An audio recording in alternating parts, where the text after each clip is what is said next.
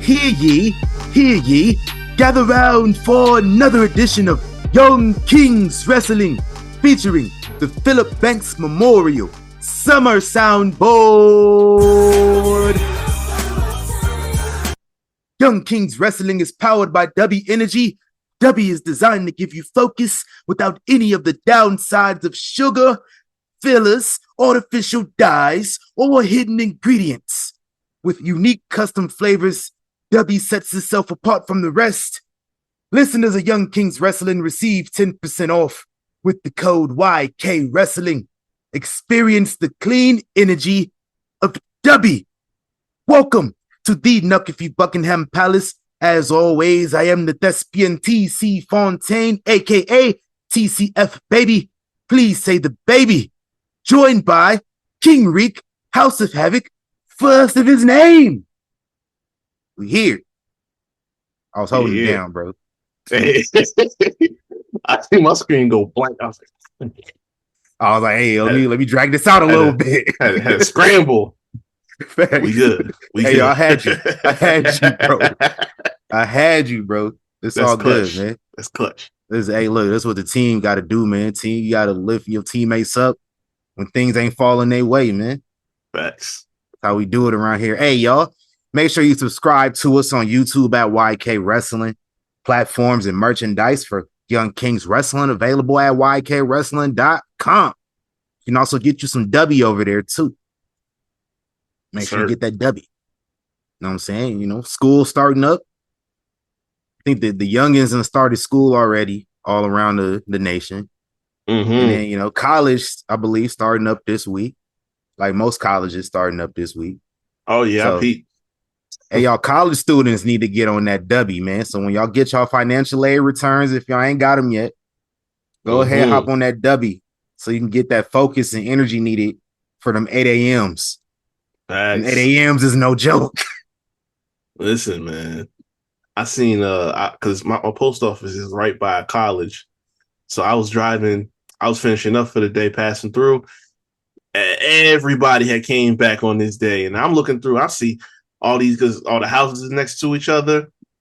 Parties is out, they out squad deep playing beer pong and shit. I'm like, okay. Hey. It's like, it's one of them rare times it's like it looked like you do in the movies. Hell yeah. Like, what was that one shit with what was that one? What was it called? Neighbors? Was Zac Efron and Seth Rogen? Yeah. That's the type shit. Yeah, man. Okay. I may need to add that to my playlist for this week. I ain't seen that in a while. Yeah, man. Hey, hot take. Seth Rogen not really that funny. Ain't a hot take. That's just a fact. But Neighbors, that's one of them ones. It's one of them rare ones. Oh, yeah. Neighbors, Pineapple Express, and there's one I'm missing. That's what I'm saying. Like, once we get past any of those three, it's just I. See, I don't even know the one I'm missing. I give him Superbad. Superbad was good. Yeah, it was all right. Is that really like a Seth Rogen movie though? Like, I don't feel like he was in that movie that much. I would say technically no, but you know, I didn't laugh that hard at the movie, so it's like, you know, the parts he was in, I was like, okay, all right. Oh, Knocked Up. No, Knocked Up was whack to me. They got me a couple times. That was the first movie where I was just like, yo, this nigga not really that funny. Yeah, they got me a couple times in it. It was corny, but it's like, all right, y'all got me a couple times. Hey, I ain't gonna lie, Sausage Party kind of funny too. Oh yeah, no, it's very OD. It's actually. Like the fact that they go so over the top was where it's like, all right. There was a Neighbors 3. There what? That's straight to DVD. Oh, it was a short. Oh, I'm about to say, ain't no way. Okay, I was about to say, no, this is the end is funny as fuck too. Oh yeah, I'll give him that. He yeah. he like LeBron James like finals record.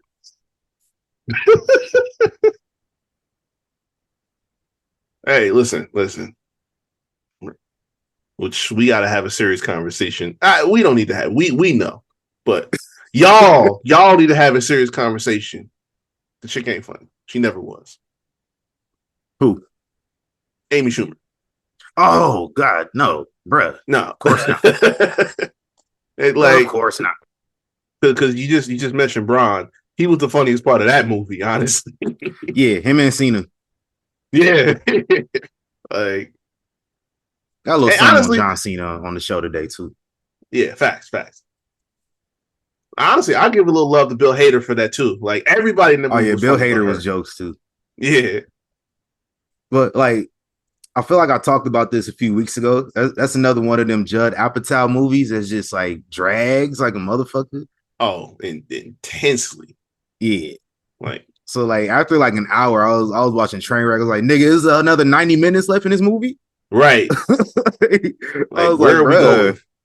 That's how 40-year-old version is. I love 40-year-old version. Right. But like, damn, even that drag. You know like, what I movie zoned I ain't out. seen? I zoned out. I'd forgotten that Brie Larson was in that movie. That's how bad I zoned out. I did too. You know a movie I ain't seen in a minute that I was watching this past week, and I forgot how fucking funny it was, man. There's something about Mary, bro. Oh man, that is like that's one of the things that it just keep getting better as you get older. Yeah, right. Because like I used to watch it all the time when I was a kid. Like I was like 12. Because like we had no cable. So like for like a whole summer we ain't had no cable, and that was like one of only 5 DVDs we had. Was There's something about Mary? I watched that shit the whole summer. So like as an adult, it's fucking hilarious. That Dumb and Dumber. Yeah. Office Space. Office Space is so fucking funny when you actually have a job as an adult. Bro, I'm telling you. Yeah, listen, one of my movie favorite podcasts today, bro. Basically. Yeah, we're gonna talk wrestling. We're gonna talk wrestling, I promise. Yeah, one of my favorite stories I told somebody was the movie Waiting. I watched that under 2 spectrums. I watched it one before I started working. That movie. Yo, I'm telling you, before I started working, I watched it. It was hilarious. And then I spent 8 years working in food service, and I watched it again. I lie to you not. I was so depressed watching that movie. The amount of things that I sat up there and said, "Yep, that shit is real. That's real." Hey, that's how I was watching Sorry to Bother You. I watched Sorry to Bother You. I was like, yeah, I gotta do that voice too. Oh man. They're like, I worked at a call center, and I was just like, I was doing that real polite voice and shit. And then I ended up getting comfortable. I started using my voice. Yep. And then like I got a supervisor, especially when I got a supervisor position. So now I'm just comfortable just like talking my regular voice. I'm still helpful, I'm still courteous. But then it was just like one thing I couldn't help nobody with because it was a glitch on the website. It's like we got motherfuckers on the back end working on it. What am I supposed to do? I told somebody this motherfucker did not hang up the phone yet. Gonna tell his wife, oh, it was a black person. Of course, nobody did anything. I was like, damn, nigga, I'm still here. You know? Oh, we wild. I was about to bring. I was kind of like I don't get offended by shit like that, but I was in shock. I was like, damn, you ain't gonna hang the phone up. I was so in shock because like part of me was about to be like, anything else I can help you with, sir? Right. Like still type shit, man. Door still. Hey, I'm a mailman. My call center voice always on. I don't got to deal with people no more. It's all good. So like I can be regular as fuck at work. It's perfect.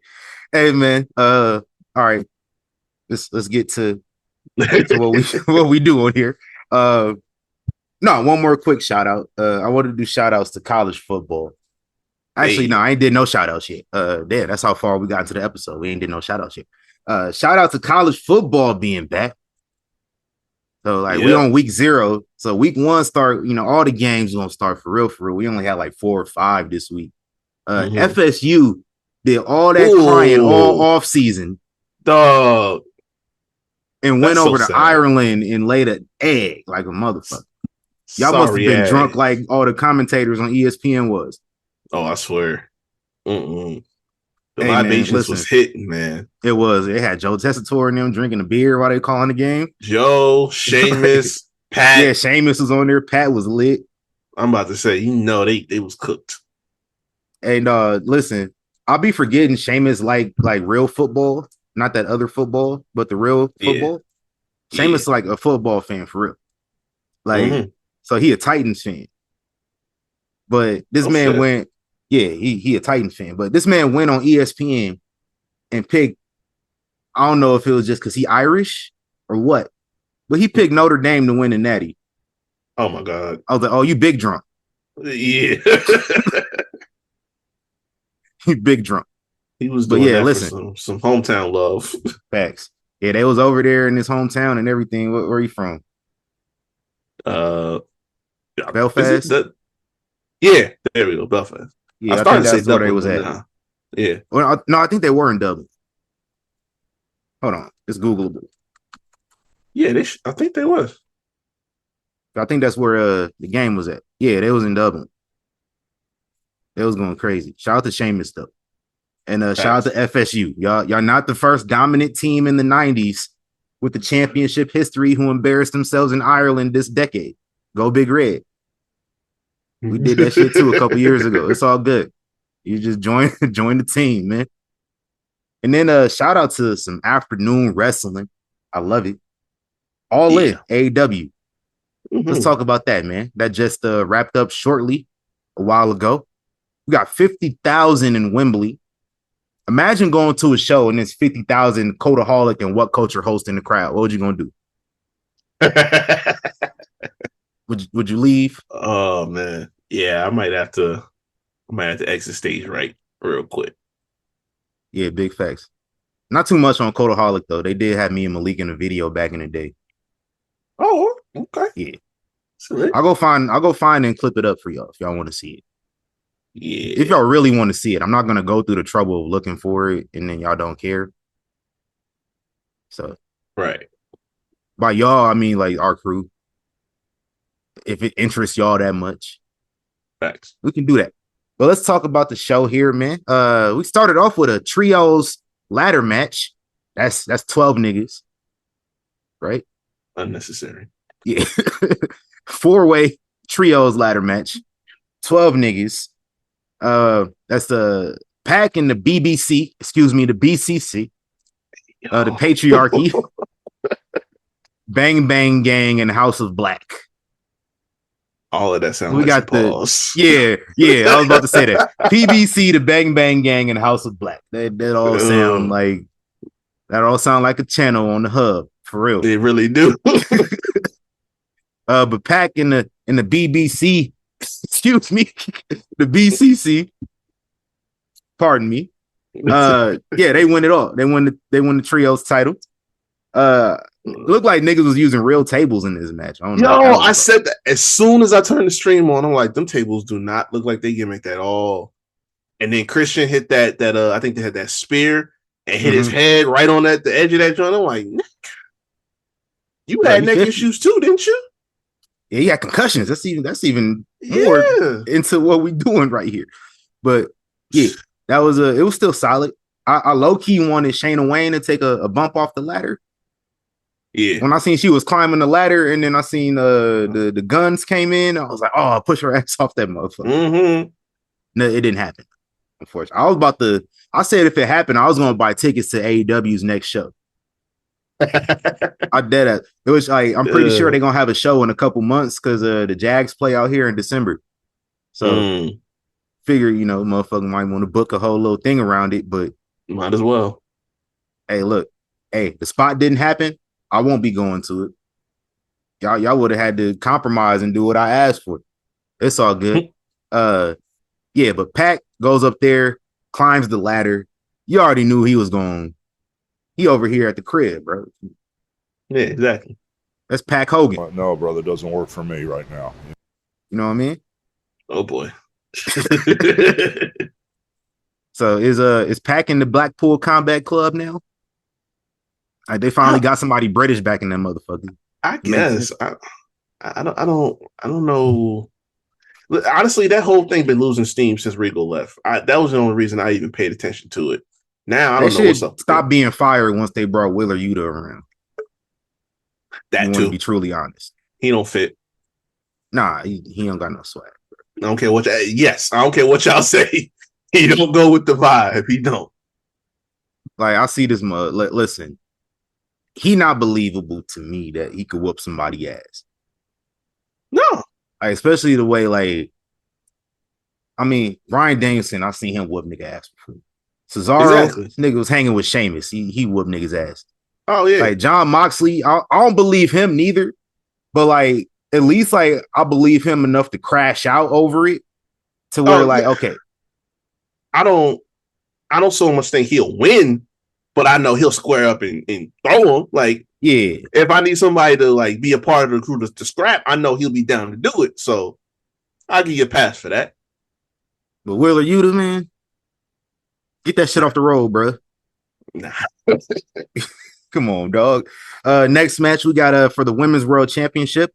Mariah May defeats Toni Storm. Shout out to Toni Storm, been making stars out here the last year and a half, 2 years or so. Putting in work, man. Mariah May used to be a WWE shop model. Damn, really? Yeah, I seen like pictures of that earlier. So, oh, that's crazy. Shop model. Now she a wrestling champion. That's fire. Pretty good match too. Hey, Toni don't get enough love. Damn it. Honestly, I probably wouldn't be, peeking through the curtain at AEW as much as I have been if she wasn't there doing what she's been doing. Because it's been that damn good, honestly.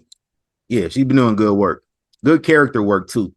Hell, like people talk about this all the time. That's really what mattered the most of the time. Yeah. Like I'll be watching Undertaker podcast. He said it. Of course, Undertaker say it all the time, but like it's Undertaker. Of course, he know. This nigga had the craziest damn character anybody never had. Exactly. Like some people get it over there. Christian gets it. Oh yeah. Toni Storm gets it. I don't know why other people are so apprehensive towards developing a character over what's in the ring. Yeah, like you can go in the ring. What's wrong with having a character? I don't get it. Grasping the concept of storytelling takes you from being just a pro wrestler to being a sports entertainer. It's that simple. See, they don't like that. That's a cardinal sin to say sports entertainment when that's really what it is. Like, yeah, it's a little like Vince McMahon quip or whatever, but that's literally the whole concept of this whole thing is sports entertainment. But we taking offense to it because it's a Vince quip and not the fact that it's really what it is. And that's in turn, we get a lot of bad product sometimes.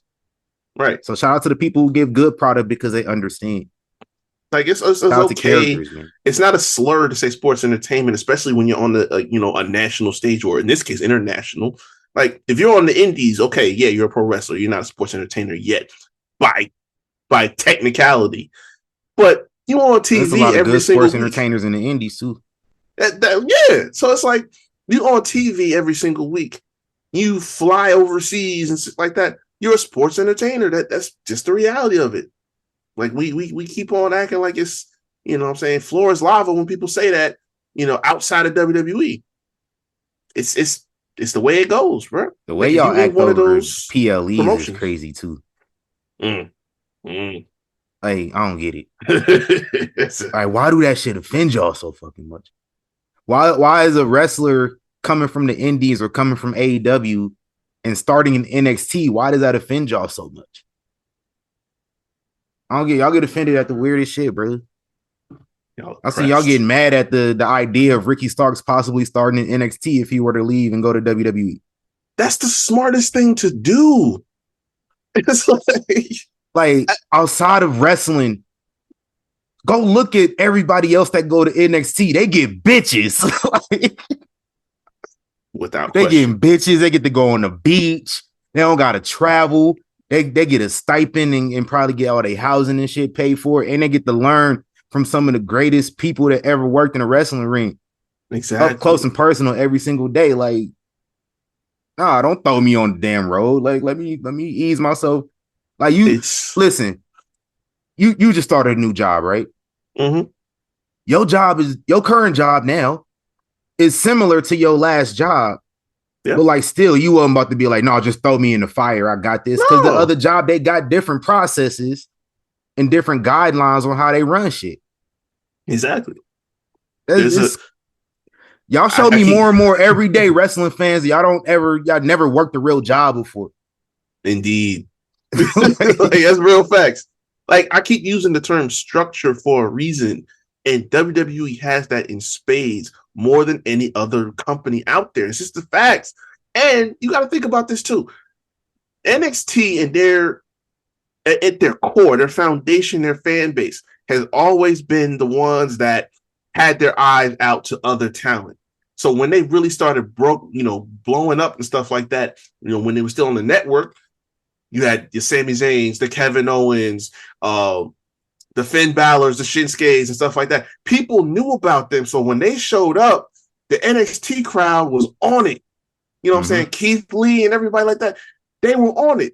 So if you got a Ricky Starks coming in and your typical fans that watch Raw or SmackDown regularly, they don't pay attention to anything else, it's not smart to just throw him out there on Raw and SmackDown because it's like, oh, who is this? And another AEW guy, we don't know. Put him in NXT. He thrives in NXT. Ethan Page, Lexis King, you know what I'm saying? A bunch of people that came from AEW, switched over there, and now they're doing great. They're positioned to be stars of tomorrow. Why would you not put Ricky Starks there when he's already got enough hype behind him? He's already well made and good to go. He just gets a little polish in the NXT. They set him off to the races, and he's a bigger star for later on. It makes sense. It writes itself. That's been one of our sayings since day one over here. It writes itself. That's facts. Hey, it just makes sense. They need to go on a t-shirt. Shout out to them. They do. Hey, don't take our ideas now, yo. I'm watching. Hey, next up, we got Chris Jericho taking on Hook for the FTW Championship. I skipped this. Yeah, listen. there was a Fozzy performance, bro. Listen, I had it. I was in there. Oh, listen. I was in there. I was washing my locks and shit, right? And so I had it just kind of on in the background. I hear Fozzy. I stopped what I was doing. Oh hell no! And press mute. Listen. Hey, ain't nobody trying to hear that bullshit, man. As for the match itself, it's Chris Jericho, so I treated it like it was a DIY match. I just had it on in the background, so I wasn't watching it. I don't know what happened, but I did kind of see the end of it though. Taz came out there, slapped the Taz mission on Brian Keith at ringside. I ain't heard a Taz pop that loud since One Night Stand 2006 when he put the joint on Jerry. Like side note, Brian Keith, he done. Oh, go ahead. Was that 06 or was that 05? That was 06. Was it? Because they had the match at 06. Yeah, that's right. It was 06, yeah. Side note, Brian Keith don't need to be hanging around Chris Jericho no more. After this. Jericho lost the belt. Hook put the Taz mission on Jericho as Taz put the Taz mission on Brian Keith. It was a dope moment. Big pop. Good little father and son moment with Taz and Hook. Get Brian Keith away from that nigga. Because it's done nothing for him this entire time. And getting on TV ain't worth it sometimes. You got to. And what's his name? Big Bill too. He can go too. Yeah, he need to find something else to do. I don't know what, but something. Get them out of here. Next match, FTR came out there, and I was like, oh Lord. And then Max Caster came out there rapping, and I was like, good grief. Wow.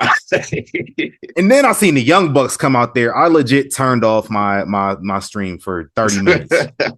I have no idea who won this match. I didn't even care to check afterwards. Let's move on to the next match. You just had five motherfuckers I do not like Yeah, out there I at had the it on same in. time.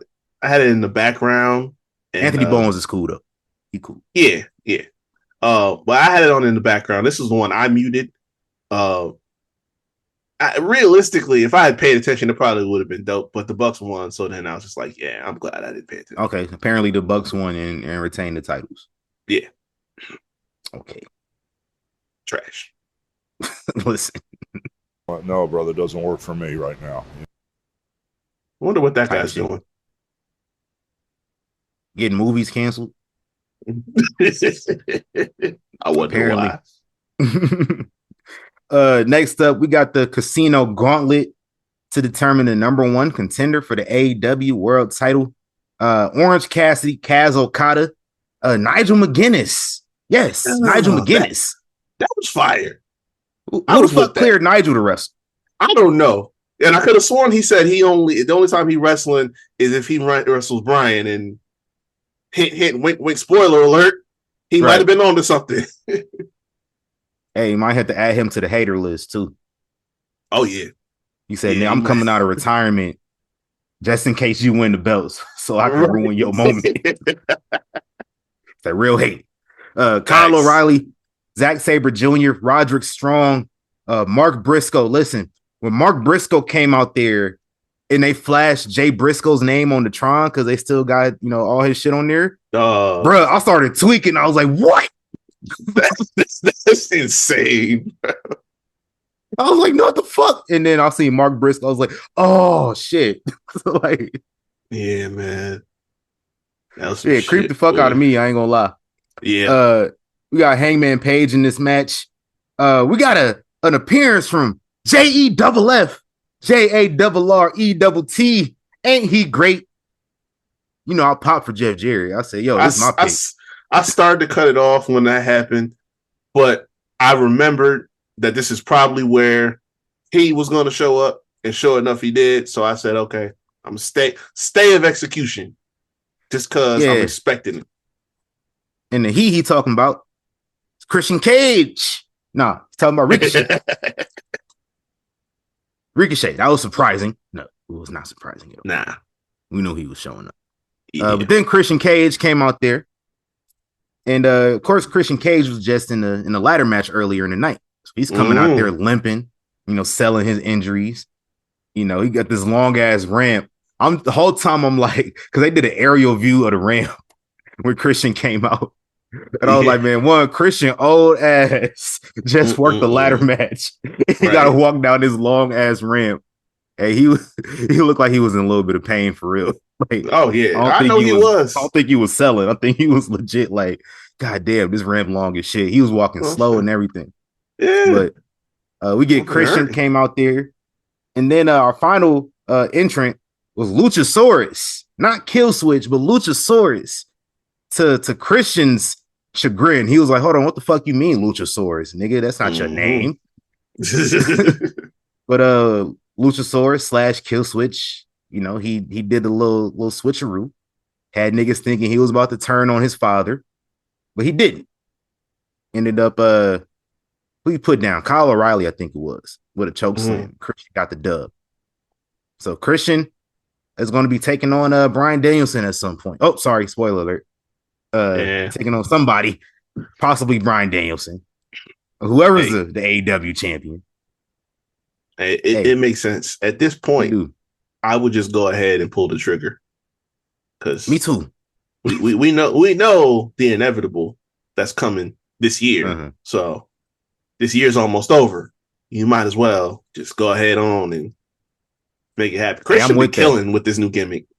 So yeah, facts. I'm with it. I'm here. That was the right call. I seen niggas was mad Christian won. They was like, "Oh, this is some Vince McMahon shit." Listen, this was the right call. What? Who from this match outside of Jeff Jarrett? Who else would you really have wanted to see win this shit? See, this is how I know. This is how I know it's Christian hate. Because if Edge would have did this, that's something that he would have done. If Edge would have did it, it's fucking genius. But Christian does it, and y'all mad. That's Christian hate. Y'all gotta stop that. Like, y'all wanted Orange Cassidy to win? No, hell no. Like, Okada would have made sense, yeah, but like, yeah, that's fine. I don't think Okada there to do that type of stuff right now. Not right now. Nah, Maybe sometime next year. Like, And we're not getting this. Okada wouldn't have fit either which way. He's a heel. So Swerve wins. Okada's a heel. You don't want that dynamic. Him and Bryan have had 2 matches already. We don't need to keep going.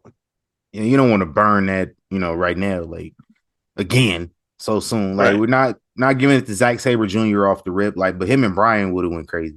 Oh, for sure. But like Kyle O'Reilly, Roger Strong, fuck no. Hell no. Get that out. Hangman Page, we're not doing that so soon. Like Ricochet just got here. Yeah. It wasn't happening. Christian was the best choice. Let's keep it real. Fuck that trios title. Get some real gold. Exactly. That's how I'm looking at it. Next match, I didn't really pay too much attention to this too, just because of the people involved. Will Ospreay versus MAGA Jacob Friedman for the American / International Championship. Will Ospreay gets the dub here. From what I saw, typical overindulgent Will Ospreay match. You've seen one, you've seen them all. Yeah. And I'm talking about being honest here. I'm gonna say it a lot today, but y'all have to be honest. Like, the match can slap just fine without all of the extra, another kick out. Like, it gets to a point same where shit they did like a month ago. Right. And it's like, listen, if this was the first time you did it, fine. But it's like, you get to a point where it's like, you don't feel nothing for it no more. Like, it doesn't, there's a feeling that you get off of a near fall when it's done correctly. When you do it every single match, that feeling goes away. So what are we doing it for? It's like that was basically, who was it he had the match with? Not who was it he had the match with before? Kenny. There we go. It's the same stuff he was doing with Kenny. You know what I'm saying? MJF just strapped on his working boots and said, "Hey, I'm gonna be on that same wavelength. I'm gonna be on that type of time with y'all too." Like, I know this is a Meltzer specialty. He's typing up 6 stars for it as we speak, but it amazes me that the type of stuff that he'll say about, oh, this person does the same thing over and over again. That's what your boy does. Let's just keep it a buck. Like, if you cut it to 15 minutes, it's a good match. But we have to draw it out because we got to do a million of these tiger drivers and pile drivers and the hidden blade and all this other shit. Like, listen, it's a bunch of extra dressing on a salad that was fine 2 bites ago. Yeah, you don't need a whole lot of dressing on the salad, man. Exactly. Y'all be just drowning y'all shit. And y'all be putting ranch on y'all salads too, though. I like ranch. I don't put ranch on my salads. What you put on your salad, bro? Vinaigrette. Nah, I gotta have. I'm a vinaigrette guy, man. I gotta have ranch on my salad. I moved on from ranch on my salads when I was a teenager. Like, I couldn't do it no more, man. I'll say my ranch is perfect dipping sauce, though, man. I don't talk shit about ranch at all. Listen, ranch. I just don't put it on my salads. It defeat the purpose. Ranch is lit across the board for me. You know what I'm saying? But especially for my salad. Gotta have. Every now and again, I'll put some ranch on the salad, but I gotta put some Italian dressing or some vinaigrette on there with it. Italian is good too. I fuck with Italian. Italian, balsamic, raspberry vinaigrette, all that. It's like, maybe some avocado ranch, just a little bit though. Ooh, my point being, y'all put too much dressing on salads to where the salad not even edible, man. It's just nothing. It's soup at that point. Yeah, that's nasty. That's what a Will Ospreay match is. Right. That's what it is. Will Ospreay is salad. Yeah. Somebody got triggered. Yeah, listen. Hey, they was in England though, so they was in England. You knew Will Ospreay wasn't losing neither.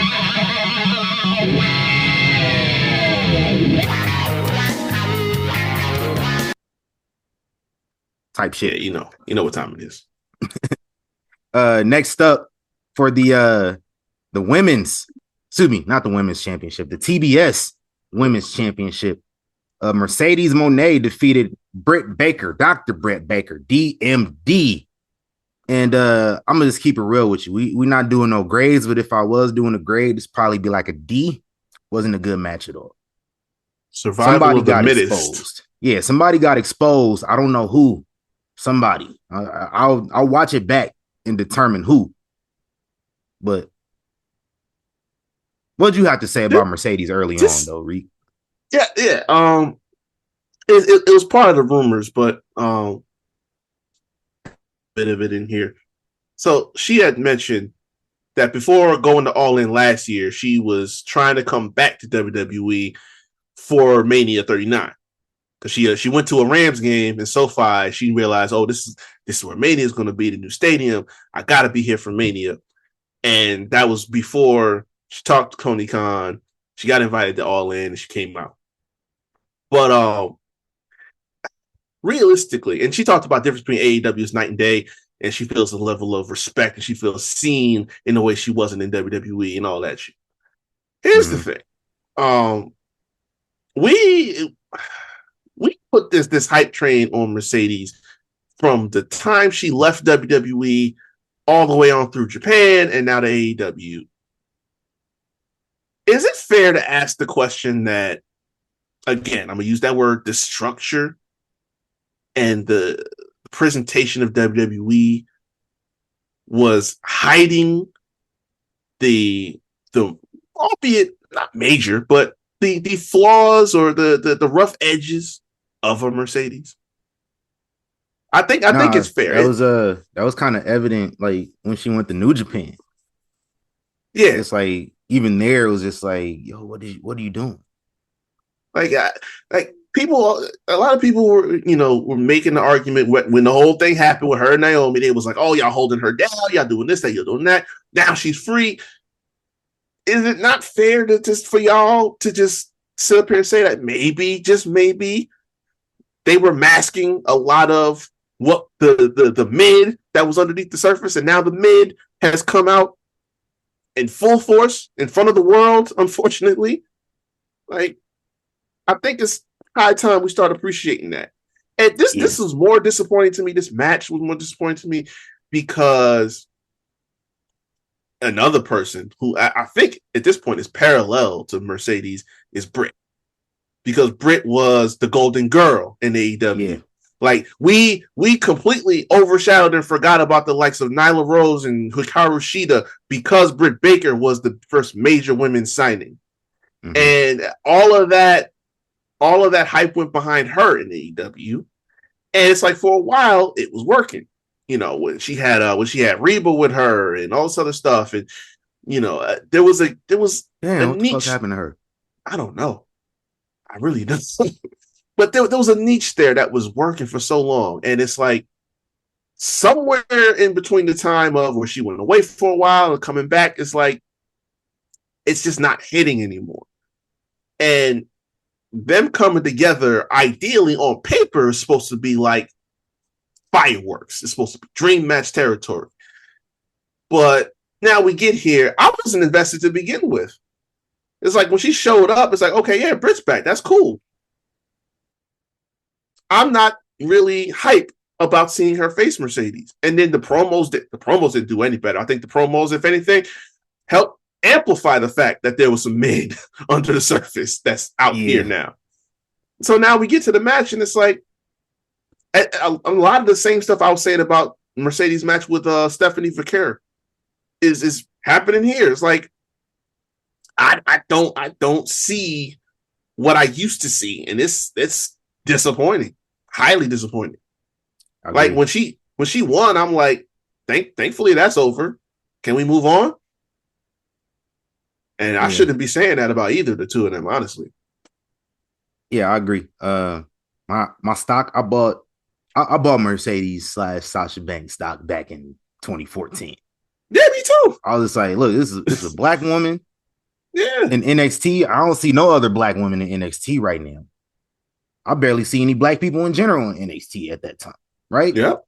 So, of course, I'm gonna see the black person in a developmental. I'm like, I want to see more black people on my screen. on my main TV. So I put my stock in Sasha Banks back then. Mm-hmm. And then, it didn't really get good returns on it too much. But then she came back in 2019 after SummerSlam. And I was like, around the time her stock was the highest. Oh, from yeah. 2019 until WrestleMania in Tampa. Yep. Peak. And then it's just like, it's like Zoom. Shout out to Zoom. We're using Zoom. You're in Zoom stock in the pandemic. It was like $500 a share. Oh, yeah. It was Go look at Zoom stocks. Go look at its price right now. 4 years later. Oh, it's Googleable. I'll give y'all a couple seconds to go look. It is. I'm curious. Zoom stock. Damn. Yeah, bruh. Wow.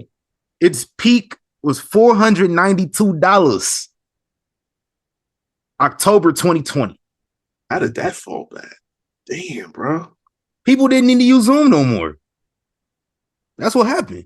I mean, yeah, but it's nowadays it's Better integrated things. into everything. It's integrated into everything that people do. So Teams. I know it'll probably Google. drop, but yeah. Like they got all their own stuff. People don't need to use Zoom unless they're using it to record a Young Kings Wrestling podcast. That's it. Thanks. I mean, I figured it would drop. It's very similar to Mercedes Moné. Like there are other better options out there after the fact. And then when Zoom didn't necessarily adapt in the way that those other companies did, it's what you stuck with. But you know something? There were signs and we all ignored them. Because when I they came up, listen, when they came up and the main feud right off the bat was Sasha Charlotte, because they were dubbed as the two biggest stars coming out of NXT out of that call up. Because that's where Becky kind of got dropped into the background. And it's like you watch them two and their chemistry was so great that you weren't looking at anything about what might have been good or bad with Sasha. And because they were putting on these great matches, the SummerSlam match, the Hell in a Cell, it's like we just ignored any like I said, any of the flaws. Like when she cut that promo about her injury and her fake retirement potential, like that didn't hit at all. The audience was like, "Get this out of here! What are we doing?" But that promo wasn't good. The promo wasn't convincing. So it's like little signs that was telling you, "Hey, once you get out there and we start trying to take some restraints off you and let you do you, it might not be what you think it is. You might have too much dip on your chip." That's what we got. Yeah.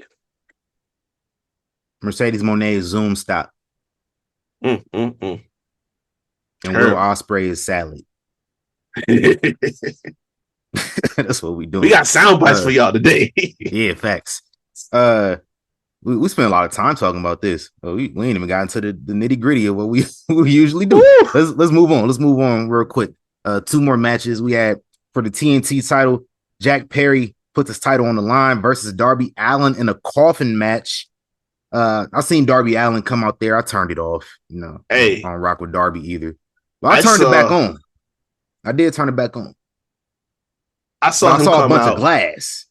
Go ahead, my bad. Yeah, exactly. Like I see him come out with thumbtacks taped to his face, and I say, "Yeah, I'm probably just gonna skip and let the stream cut out." But then, for some reason, I let it go on for like another 5 minutes because they started off quick.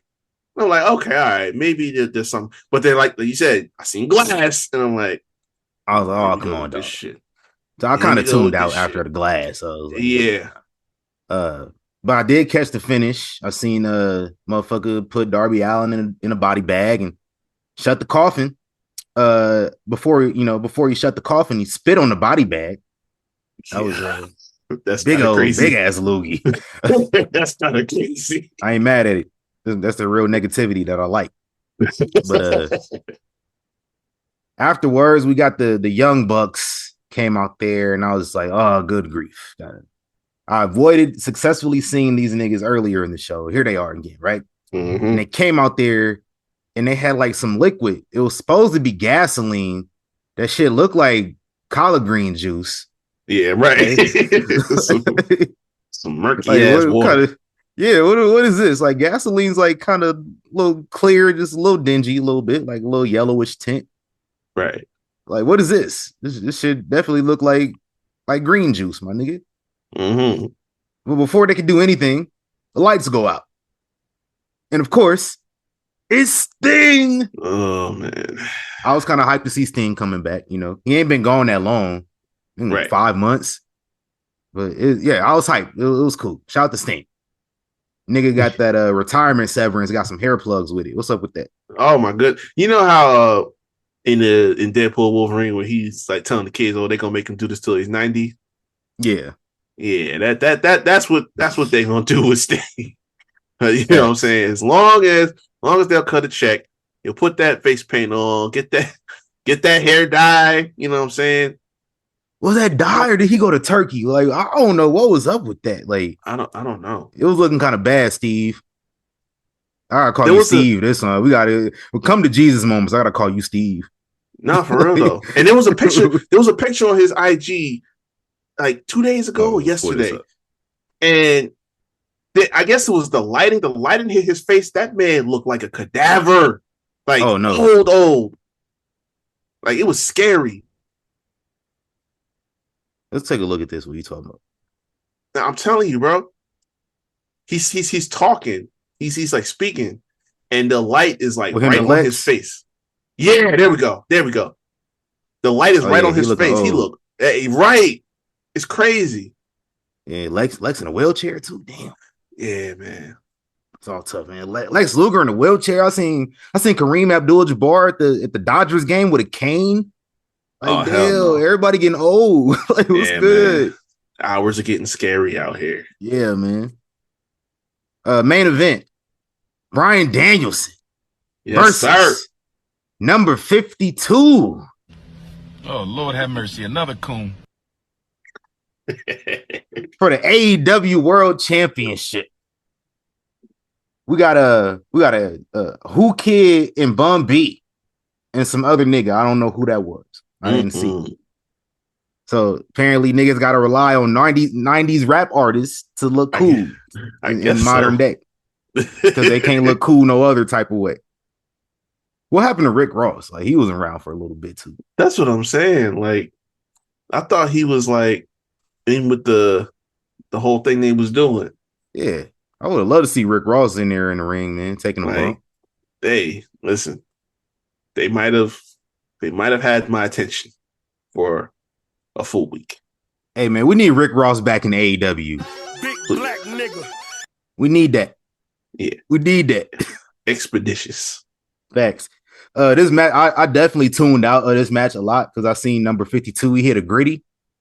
I was like, damn, this nigga hit the gritty. He by far the corniest nigga I ever seen step in the square circle. Very Like, true. off rip. But I I did come back to watch the finish. Shout out to Hangman Page for the real hate. Oh man. Loved it. That's that real hater energy I love. And Bryan Danielson finally decided to put himself over and win something. Oh my God. About damn time. About damn time. Hey man. Thanks for spending. We wouldn't spent an hour talking about this AEW show. Facts. Crazy. I meant, but I 25 minutes. I did pop for it right though. It's about time my guy finally took his flowers. You know what I'm saying? Yeah, man. The amount of times where he was like, yeah, just put him over. Nah, fuck all that, bro. You still got some time. You was losing to some niggas you ain't need to be losing to. Listen, disgusting. I ain't like that, man. You main evented WrestleMania before you came to this motherfucker. What you talking about? Right. The nigga you main evented with, he came in the company. I don't think he lost a match, but maybe once. Come on, dog. Yeah. And that was to his best friend. So, like, that don't really count. Fact. Exactly. Edge ain't had no problem coming in and winning matches. Yo ass, though. And won a title. Yeah. Edge done won a championship a couple times. Like, right. It's all good, though. Bryan, he on the right path. And he not retiring yet. Y'all already knew. Y'all should have known he wasn't going to retire here, bro. They announced the pay-per-view in Washington in a couple months. Come on, dog. Yeah, that's where I kind of said, yeah, it's probably we probably don't have it because it's like it was going back and forth because he doesn't have a contract now. Like his contract is up, so he Y'all putting did the that whole belt on match, niggas everything that like don't that. got no contract? Yeah, That's worked out well in wrestling history. The fuck? Yeah, that I actually got a lot came of out. trust in these niggas, man. That's crazy. That came out about a week ago that they said that his contract had been up. So yeah, that happened. Right. Okay. That's all in, man. And then all out is next week, right? Yep. Damn. I gotta wake up early on Saturday and watch Bash in Berlin. Oh shit, yeah. And then we gotta do the all out to get there. There's a lot of wrestling coming up. I ain't mad at it though. I like wrestling. It's all good. Facts. It's all It good. is what it is. Hey man, that was all in. And we're gonna talk about this week in wrestling history, bro. 1964, Bruno Sammartino defeated Valdo Von Erich for the WWF Championship. Get this, Reek. The only reason I even included this, because I thought this shit was egregious. At Madison Square Garden in an 81-minute draw. I'm sorry, what? 81 minutes. What? And it was a draw because of curfew. They had to shut the building down. If I sit through a match for 80 minutes and there's no winner, nigga, I'm jumping in the ring and finishing the match my goddamn self. Like, of all the times, listen, we've watched a lot of docs, you know what I'm saying, and different, special things like that. There has been a multitude of times where fans have revolted back in those times where they went crazy and ran up on people and attacked people. If there was ever a time to do it, it would have been then. Like Martin Luther King was still alive, bro. This how far back we talking about. Oh my God. You mean to tell me had over an hour of one wrestling match and we called a draw, there's not going to be a winner? Not on my watch. No, not around my niggas, me, brother. Hell no. 81 minutes. And it was a goddamn draw. These motherfuckers fought a lot too. I'm looking at it. They didn't fought a lot. From 63 to like 76, which I think that's when Bruno retired. 81 fucking minutes, bro. With no winner. Motherfuckers paid they hard-earned money. That's crazy. To go. See, y'all the Madison people. Square Garden. See, y'all the type of people that Kanye be talking about. You know what I'm saying? He say slavery was a choice. Y'all the people that y'all talking. Yeah. He's stupid as hell for saying that. But in that we knew what he meant instance, though. Like, yeah, that's the mentality that he was talking about right there. That's a choice. Yeah, that was definitely. Y'all didn't have to take that laying down. Because honestly, after about 50 minutes, I would have dipped. Like, yeah. Like, I don't care who the winner is at this point. Like, facts. And my man got the sleeve on like Iverson. Yeah, little key. Crazy. 2005, Rey Mysterio wins custody of Dominic in a ladder match versus Eddie Guerrero at SummerSlam. That was a time. Probably regretting that custody battle now. Well, I'm sure he is, man. Listen, if my son ever uploaded a picture of me in a video game dead, and then a side-by-side of him playing a video game, I'm done. I'm done.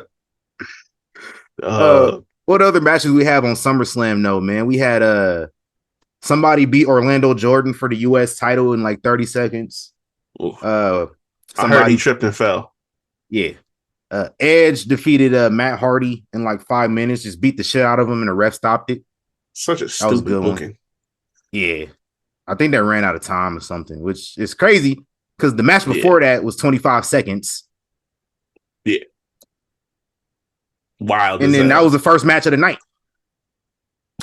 So it's like Edge and Matt Hardy was the second match of the night. So what time did y'all run out of? What was the issue?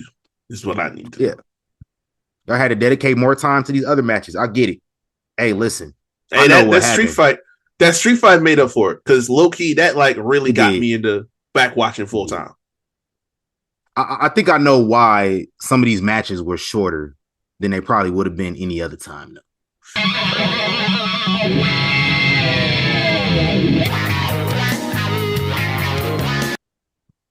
Because Terry beat Shawn Michaels in the main event.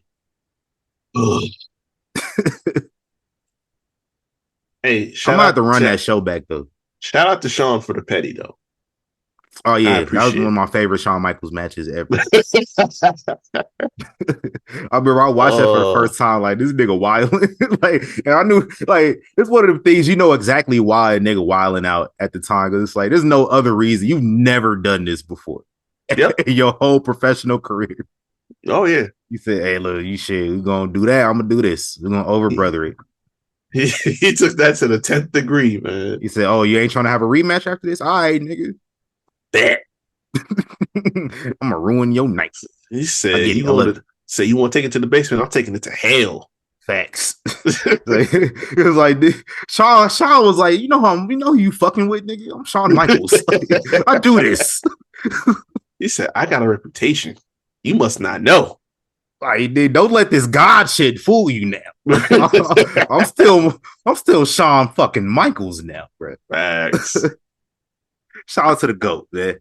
And then Seth Rollins defeated John Cena for the US title in 2015, thanks to Jon Stewart. And then Jon Stewart called a FU the next night for his troubles. Indeed. Shout out to Jon Stewart. Chose the wrong side. He did. That's why you can't let fans in the arena. That's why I be trying to tell you, nigga. Like, why he didn't get arrested? Right.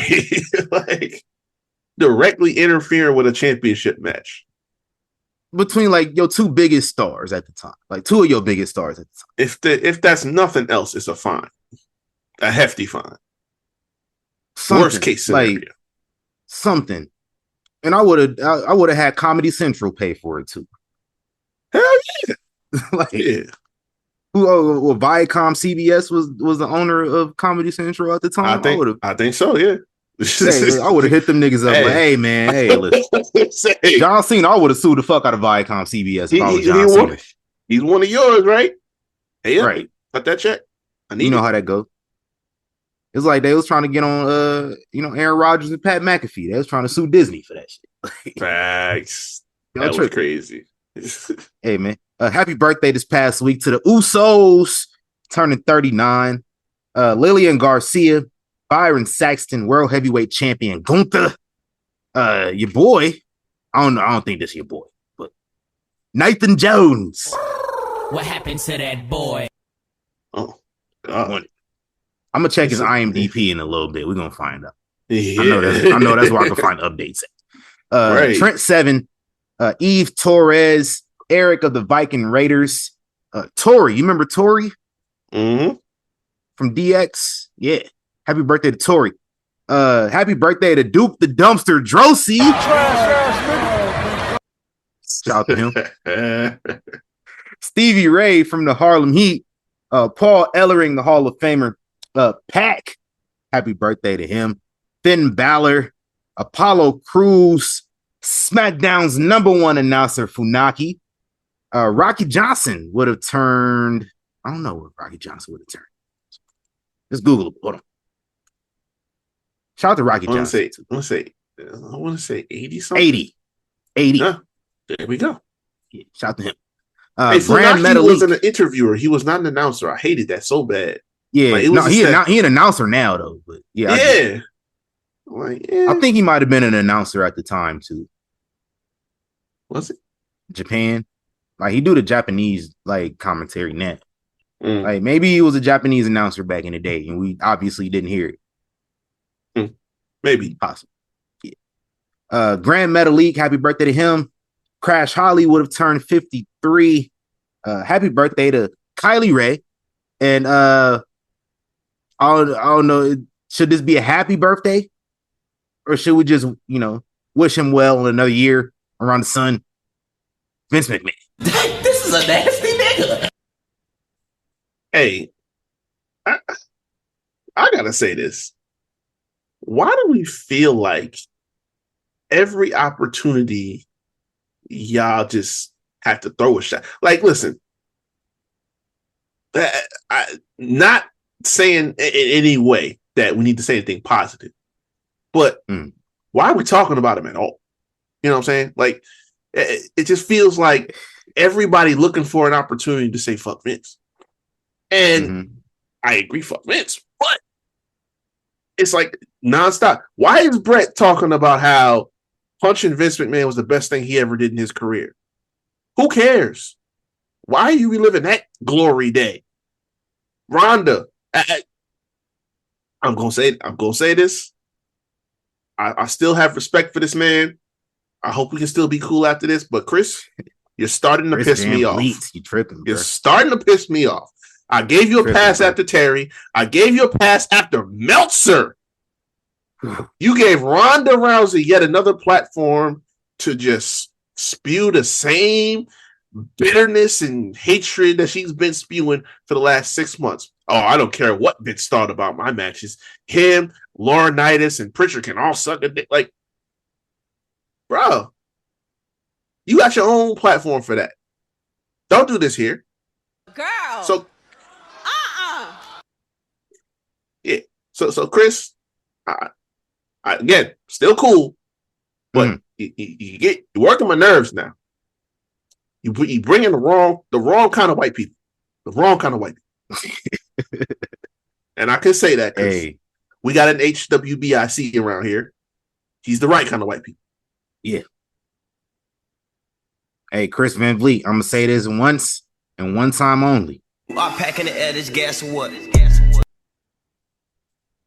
Tell me, I would hate to do it for real. I was about ready to nominate him, but that's technically a third strike, but I'm gonna give you 2.5 because you know what I'm saying. Yeah, I don't really care about what Ronda does, but this is my point. Could be having some heat on there too sometimes. So like, yeah, listen, the man. Just sometimes I'll be like, "Hey, new Chris Van Vliet come out today," and I go and log on this fucking Ronda, and I'm like, "Nah, dog." That's what I'm saying. Like, I can't get mad because dude is grinding. He working. You know what I'm saying? So it's like you got an opportunity to talk to somebody. You talk to somebody. I get it, but I don't want to hear from certain people, and most of us don't want to hear from certain people.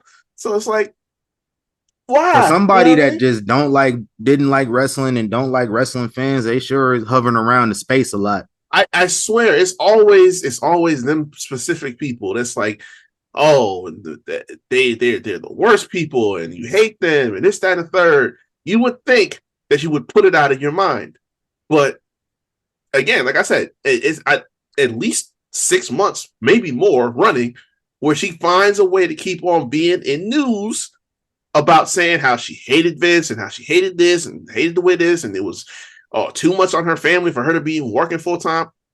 We don't care. We don't care. Nah. She just said the other day she is neurologically too much on here. Yeah, this is the last thing I'm saying. She is neurologically disqualified from MMA, but you got exposed as trash anyway, so we didn't want to see you. Yeah, just saying. Yeah, it is what it is, man. Let's try not to talk about Ronda at least for the rest of the year. Oh yeah. I'm all for that. Yeah, no more Ronda news in here. Good. Hey, where we out in the royal address, man? I got one thing. Let me get my one thing out the way, and I'll let you take the mantle here. I watch Club Shay Shay a lot, and Club Shay Shay just interviewed it. What interview? I'm fucking up. Hold on. What? Shannon Sharp interviews a lot of people. Shannon Sharp, Pro Football Hall of Famer, Super Bowl champion. And he posted a picture. He was standing by himself. But he said he gonna have John Cena on the show. So I guess he interviewed John Cena. Nah, I watched it. And a couple tidbits. I didn't take a whole lot of notes about this, but a few things that stuck out. John Cena said when he had left home and went to go on the journey doing the bodybuilding and stuff, he was homeless by choice. Yeah. He said he didn't want to go home. He said his pops had told him, "You're gonna be back home in 2 weeks." So on some Michael Jordan shit, he took that personally. Couldn't let him be right. Yeah, that's how it go. I feel you. He's like, "No, I ain't coming back home. I'll sleep in my car." I feel it. It worked out in his favor. Hell yeah. Tenfold, a lot. John Cena. I already knew this. This man had motherfucking bumpy knuckles on his goddamn album. This man was on a Murs track. You know what I mean? You know what I mean? John Cena is not a fake hip hop head. I didn't need him to confirm it, but he did say, you know, he listened to a lot of OGs when he was a kid, and he said some motherfuckers that like, y'all not gonna know if I named them all. Yeah. Like, he was naming some crazy. I was like, okay, I feel you. He did say, excuse me, when his parents like would piss him off, he get on punishment or whatever. Oh yeah, like, play "Fuck the Police" by NWA because like parents are the police. Like at this point. Right, it's just like listen for y'all. Yeah, I understand it was about the way it was going down on the West Coast, but for me, they were a small town in Massachusetts. I'm like, okay, I can work with that. You know what I'm saying? I ain't mad at it, John.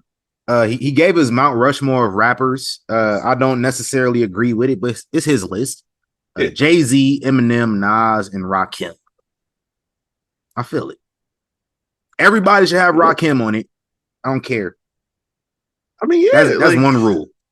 Yeah, your Mount Rushmore has to include Rakim, or it doesn't count. It does not count. That's a big fact. And I'm biased because Rakim live out here. Oh, do we? Oh, hell yeah. Like I be seeing him when we go to like Best Buy around here and shit like that. Like he be out here. He just be laying low. Walmart. No, real talk. Like my boy was in Target or something like that, and just popped into him one day when he was walking in there. So he just be out here laying low. Hey, I'm so corny, bro, because I would do some shit like if I ever seen Rakim in a grocery store, I'd be like, "What you getting for dinner tonight? Fish? Which is your favorite dish?"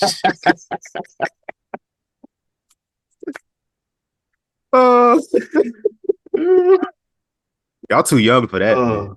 Facts. Last tidbit though, John Cena did say he signed a long-term extension with the WWE past 2025. So he won't be wrestling after 2025. And he said, and somebody also, Shannon also asked him, he said, who you want to face in like your last match, or like who, like, would you want to, win a world championship and pass up Ric Flair? John Cena, he'd be on that PC stuff. Oh yeah. He didn't answer the question, but he kind of answered the question. Pretty much. He basically said, like, I haven't won a singles match since 2018.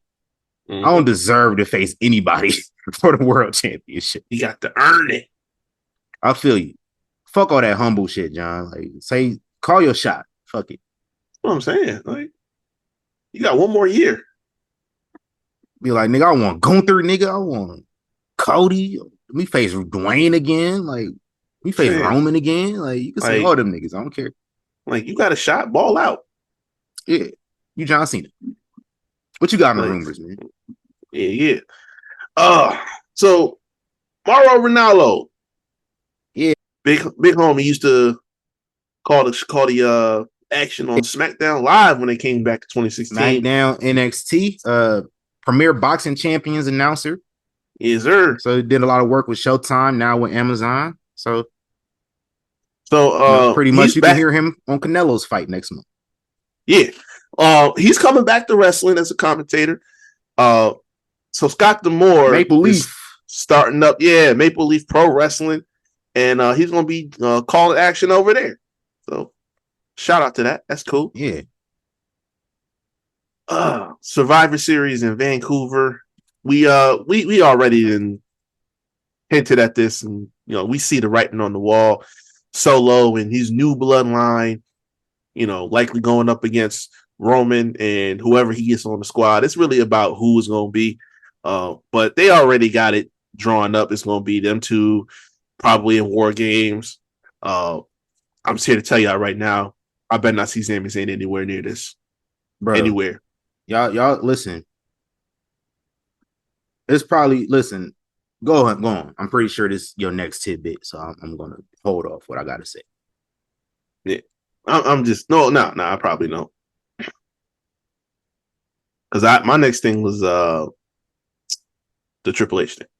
Yes, that Okay, was, all right. I'm gonna hold off what I gotta say. All right, I got you. So, speaking of Triple H, PWI Insider, they mentioned that Triple H, we use the term tapped in a lot. Mhm. Apparently Triple H was caught being tapped in because while some shows are live and running, they've seen him, I guess, in Gorilla, scrolling through social media. The quote on here says, I'd like to think Paul Levesque is a lot more receptive and understanding of what the audience wants. And I believe that he pays very close attention to what the audience wants, just not just live, but also based on social media feedback. And that's where they said, like, he's been seen scrolling through in Gorilla during broadcasts, paying some close attention to audience reaction and feedback. Girl. I don't like that. You shouldn't have got caught, bro. That's all I'm saying. Like you that, shouldn't man. have got caught. Cause now niggas is about to think this is the customer service line. You could Right. just hit him up on Twitter because now y'all think, oh, he on here anyway, he gonna see it. Yeah. And it's just gonna be a lot more complaining than usual. And you know what? I think this nigga do be on Twitter. Oh, yeah. Because as much as I have voiced my concerns about excessive Johnny Gargano main events on SmackDown, he keep doing it. I didn't watch SmackDown this past week, so I don't know if he was in the main event or not, or if he even had a match. No, I don't think he did at all. That's good. That's good. I remember. But the weeks before that, oh my God, it was like he was doing it on purpose. I really thought I was getting trolled. So the fact that I had some confirmation that he be on Twitter lets me believe, oh, he be watching. It's like, Young Kings Wrestling, gonna give them what they don't want to see. Yeah, I don't like that, dog. I find it interesting because this is the same man that approximately 10 years ago cut that promo where he said, "Oh, you're gonna go, my friend Mark. We're go going exactly. I'm gonna go on Twitter and I'm gonna voice my displeasure and all this. I might even send a Vine." Right. Oh man, R.I.P. Yeah, man, Vine was great, man. Vine was. It was. But yeah, with that being said, Triple H, if you on Twitter, we don't want to see Sami Zayn in the War Games with Roman Reigns. I just don't want to see that. Yeah, no. This is family shit. Yeah. As Jay once said. So he's not family. Sami Zayn is not family. As much as he wanted to be family, as much as he tried to infiltrate that group. Colonizer. Yeah. Perpetrator and you know what? Infiltrator. They say the Wyatt Six, their whole objective is like, oh, you turn on your family. We need Sami Zayn turned on niggas that he wanted to be his family. Mm-hmm. He did that. Where does energy at? Is it statute of limitations or something? Sami Zayn should have been target number one, but I mean, agreed. That's just me. Yeah. I'm not Booker of the Year though. So. Nah. Stay your ass off Twitter, Paul. Facts. Staying with the topic of Triple H. Remember I said, was it last week or the week before? How Lashley was talking about, his relationship with Vince versus Triple H. Apparently it got some static when he said that. And so he felt like he needed to iron out what he said. Mm-hmm. And so this is his new statement, which is, I said something where I had more of a relationship with Vince and Triple H, and everybody was going after me. Vince did this, Triple H did this. It was real simple. It's an innocent comment. When Vince was here, I had conversations with him. I don't know what anybody does in their personal life, but where I work, that's what I concentrate on. And when we were there, Vince was always trying to pull a different side of me. So there were different things I did at the time when I was in the wrestling business and Vince was in charge. But what Vince told me was he wanted to see different layers of me. He was like, man, there's so much more to you. So I want to make you feel uncomfortable on TV so that we can get those different layers. So I had a different relationship with Vince. When Triple H came on, we didn't really get a chance to sit down and talk, and he didn't get a chance to get to know. So that was his clarification for it. But truth be told, he need to clarify shit because y'all need to just shut up and accept what he said because he's the person living the situation, not y'all. Yeah. How like what's this thing with social media? Like people try to debunk others' experiences. I have no idea If it's sense. going against like something. So like in this case, he's like kind of saying like, yo, I had more of a relationship with Vince than I had with Triple H. That's his experience. Mm-hmm. But if somebody had a negative experience with Vince, oh, we running with it. What they saying? Yeah, like every single time. And the fact of the matter is, the evidence is right there on TV. If you just been paying attention for the last 20 years,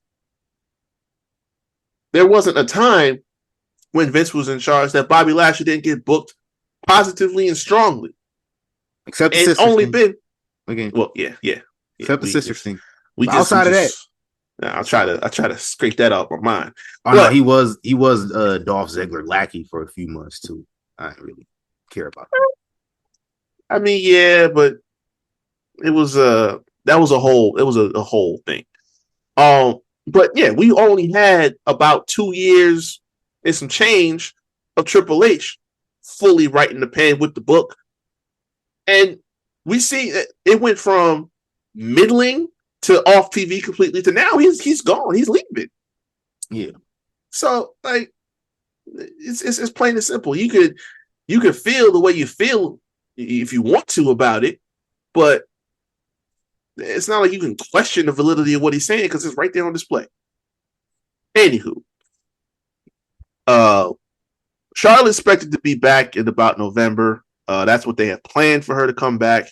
So we still got some time. I think she's recovering pretty well. But we still got a couple months to go. Saraya, her contract is set to be up in September. Supposedly the two sides have been talking about extending the deal for another year. Whether or not it's a completely new deal, or just exercising the option to extend it, don't know yet. We saw her on the kickoff show, and shout out to Jamie Hayter, she came back too. Yeah, during that looking like Becky. Yeah, found the formula, and Julia, who I'm sure some of y'all forgot about. She's been in Japan, and she has officially wrapped up all of her commitments out there, working with Dreamstar, fighting Marigold over with the folks over there from Stardom. Just wrapped up her last match out there, and so she's on her way to WWE and NXT. Now that we got all the pleasantries out the way, I got a rant. Oh Lord! Because I'm hot. I'm hot. You need to hit something. the button. Yeah, you do. Yeah. I'm upset. This 3 is minutes. strictly Let's do 3 minutes on this. Yeah. I'm gonna keep this. I'm going off the rails too much. But this is strictly for all of y'all in the media space, the journalism space, everything like that. I need y'all to stop interviewing Tony Khan immediately. And I'm dead serious when I say this. Y'all don't need clout that bad. Yeah, there comes a point in time where enough is enough, and you need to start respecting yourself and your time. The amount of times that this man gets to dodge a direct question is atrocious. He was doing an interview with multiple different outlets, stuff like that, promoting All In. They was asked specifically about everything from the Britt Baker suspension to Ricochet, to a couple of things. The Jack Perry thing, reinstate. This man didn't answer a single question that he was asked about. They asked him about Britt Baker and the suspension and details about that. His response, Britt Baker was on the show this week. I think she's fantastic. She's wrestling Mercedes at All In. That's not what I asked you. That's not the question. What does that have to do with it? Jack Perry getting suspended and reinstating him, thing like that. I was excited to reinstate Jack after he was gone for so long, and I thought he did really great in Chicago and in Japan. Like, what are you talking about? The end of the day, you are the man in charge. You are the president. You are the boss. You are the person when people look to what the issues are in the company, they look to you. You don't get to dodge and deflect and avoid accountability. And we're not talking about this little, silly things and rumors stuff. We're talking about stuff that actually legitimately happened. Actual notable news stories that you have an obligation as the person in charge to speak on and be candid. You can say no comment. You can do that, but you just skating past it and going off completely to say something that had nothing to do with the conversation. It's relevant. It's not right. Will Ospreay even came out and said, hey, listen, the situation wasn't that completely blown out of proportion. That's something. Mm-hmm. Tony could have said that. Why do your wrestlers have to be the ones to speak on it? That's you. That's your job. You're the PC guy. And you would know this being part of an organization that your father owns is a professional football team. You know how this is supposed to go. And yet you still sit up there and give that BS answer. So I'm telling y'all right now, podcasts, publications, newsletters, whoever, stop talking to this man because it makes no sense at all. It's senseless. He gives you nothing of any kind of value and it's disrespectful and it's a waste of time. So if I don't care if it put us on the map. I'm not talking to Tony Khan ever because I can't sit up here and ask you a question and you deflected and I'm not going to come back to it. No, sir. I asked you a question. Answer my damn question. Y'all not doing that. It's pissing me off. But going forward, we're not talking to Tony Khan no more. He gives you nothing at all. So please stop doing that. Please and thank you. 3.5 minutes.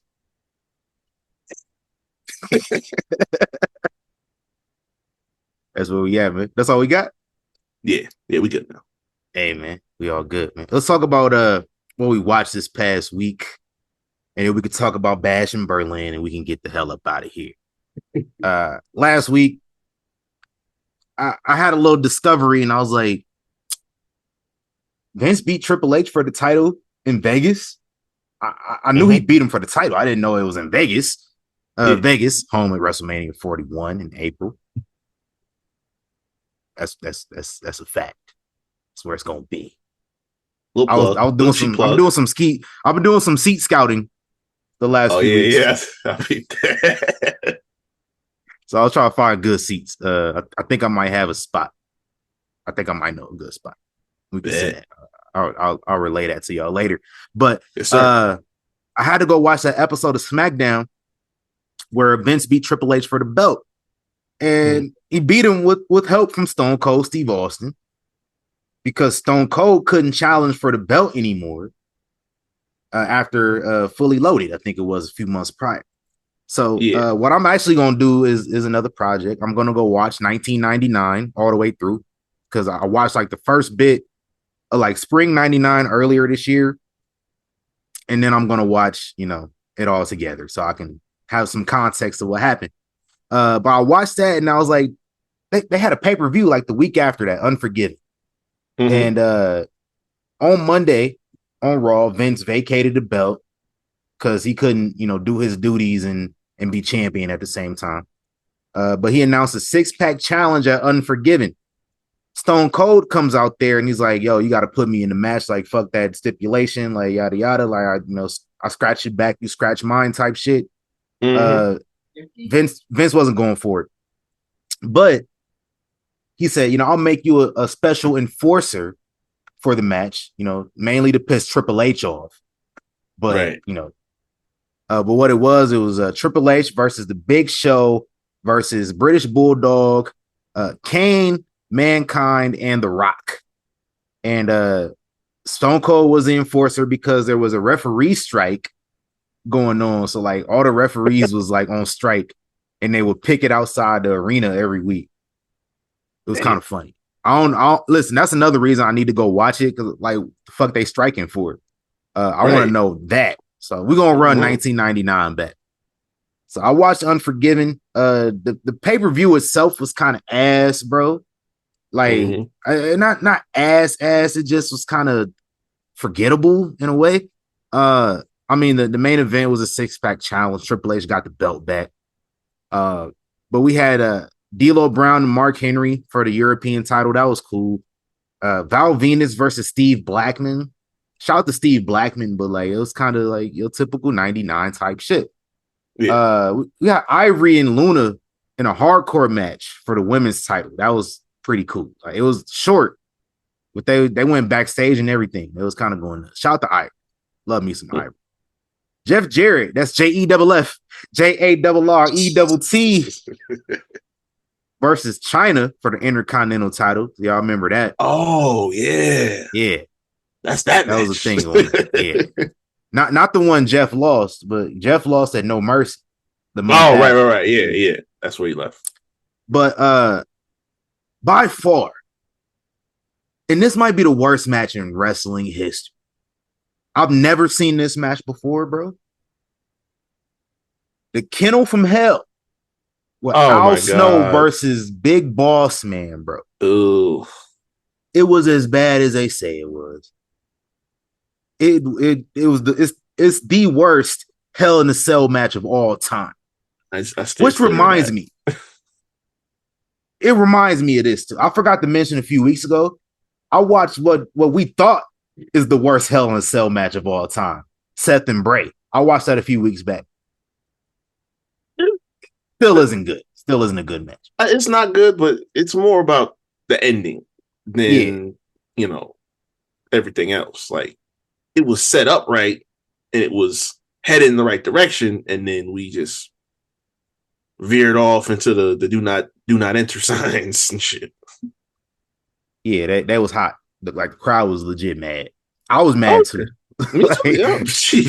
Like we recorded immediately after the show. It was like, yo, listen, I was one of them people that was like, oh, AEW. Like I was on that. I was even more mad because I had tickets to SmackDown that next week. Oh man. I was like, damn, y'all some bullshit. But yeah, that was a Kennel from Hell, probably the worst match of all time. Yeah. Not just Hell in a Cell. Worst matches. It's up there with some of the worst matches of all time. Like we had dog. It's little Kennel from Hell because Boss Man killed Al Snow's dog, right? and then fed Al Snow his dog. That also happened. Right. So very dog centric. So they have like these handlers with these Rottweilers, and the Rottweilers, instead of being vicious, they barked at ringside. They must have been puppies because they just shitted and pissed and barked the entire match. Who booked this shit? Nasty. That's all I have to say about Kennel from Hell. Yeah, we're gonna stay with 1999. What you watch? I actually wasn't too far away. I was watching 97. I randomly, I don't know why I wanted to see this specific match, but I went to Bad Blood 97 in the first Hell in a Cell. I guess because a lot of similarities. You know what I'm saying? My 5th birthday. We're bringing Bad Blood back on my 32nd birthday. Woo! Type fire. But yeah, the debut of Kane. It's gotta be Kane. Yeah, but like, I don't think I'd ever at least not in a long time, watched the full match all the way through. So I'm like, okay, first time ever. Dope. You got 2 goats in the ring. You know what I'm saying? Got a blank canvas to paint with. They killed that. You know what I'm saying? Like the imagery was on point. You know what I'm saying? Like he was on top of the cage and he's bleeding through and it's getting all in the camera lens. Like that shit that you just that sticks with you when you watch it. You know what I'm saying? But that was fire. Kane got, I think, truthfully, Kane probably got the best debut of all time. Like that was there, man. That was wild. That whole sequence in there. But from that point, I remember we're only 2 months away, or maybe a month away, from that match in Canada. So I said, let me cut on Survivor Series. Yeah, let me cut on Survivor Series 97 and watch not just that match, but some other stuff on. Watch the pay-per-view a little bit. And I'm like, yo, there was actually some stuff on this. Like, Kane and Mankind had a wild match. It was a whole house fight, them two. And it was kind of crazy. I remember the Montreal crowd was wilding out. Like, there were actual slurs on signs all over the place. And I'm just like, listen, this was the 90s. Like, yo, they allowed that shit. this is a full-blown cancellation at any point in this day and age. Owen and Stone Cold had a match for the IC title. Owen was choking this man out with a cord or something. Like, he was cooking Stone Cold for a good minute, and one stunner and it was over. like they was going crazy. And then, of course, you got the main event. And I forgot there was so much of this that wasn't even in the ring. Like, they was fighting for like 10 minutes all around the whole damn arena. Like, the beef was real out here. You know what I'm saying? Real and then, smoke. of course, and then you get to the finish and you know what happened. They cut out of that pay-per-view so fast. Like, all of the stuff that was going on after the fact was just like additional footage. Man, Shawn walks out up the ramp and goes through that curtain, and they put that lower fifth on so fast. Like, hey, let's get up out of here. Yeah. Like, they was wilding on that. Because I remember, like, the first time I went to go, like, when the network first got up, I went and watched. That was one of the first shows I turned on. I was like, I need to see this, like, play out. Yeah. And, like, I remember all the footage, like Brett spitting on Vince and, like, writing WCW in the air, all that shit. That's all after the shit went up. I didn't know that. I thought all that happened on the shows. I was like, okay, good. None of that happened on air. It would have been horrible. Yeah. But I mean, it was a fight, like, for a personal was a real good match. A personal, like, beef. It was a fire match. It just the ending comes out of nowhere. Like, it really do. Because it's just like he locked on that motherfucking sharpshooter, and then Earl Hebner got the fuck up out of there. Like, Earl Hebner dipped. I'm like, yo.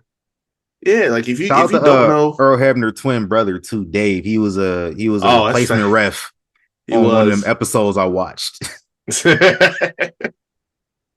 Facts. I think they did like an angle with them. They might have at one point in time. Yeah, the two Hebners. I remember something like that. Shout out to Dave Harvey. 97 was a wild time. Yeah, it was. It was 97 through 99.